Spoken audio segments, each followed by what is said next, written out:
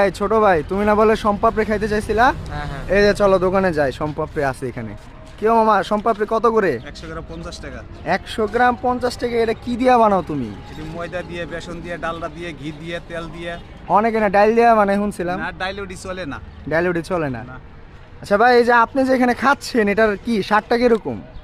খুবই টেস্ট, খুবই মজা। চিনি চিনি দিয়ে বানাইছে তো, মিষ্টি জিনিস দেখলে ভাই আমরা শুনছি অনেকে হচ্ছে পায়ে পাড়া দিয়া বানায়, এগুলা কি ভাই আপনার ভাল লাগতেছে এগুলা খাইতে?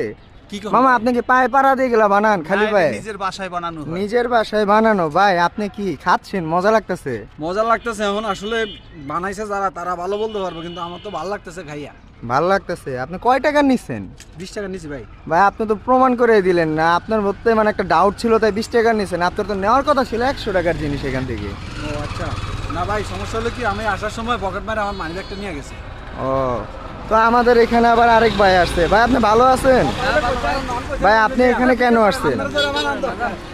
আচ্ছা, এখানে আপনি যে খাইলেন, আপনি যে বলেন এটা মিষ্টি, আমরা নিউজ টিভিতে দেখছি অনেকে বাচ্চারা যে খায় এই জিনিসগুলা, অনেকে হচ্ছে পায়ে পাড়া দিয়ে বানায়, তারপর অনেকে বিভিন্ন জিনিস দিয়ে বানায়। আমার কথা শুনেন, যদিও আমি খাইতেছি, আমি প্রাপ্তবয়স্ক, তবে ছোট ছোট যে বাচ্চাগুলো আছে ওদেরকে না খাওয়ানোটাই বেটার।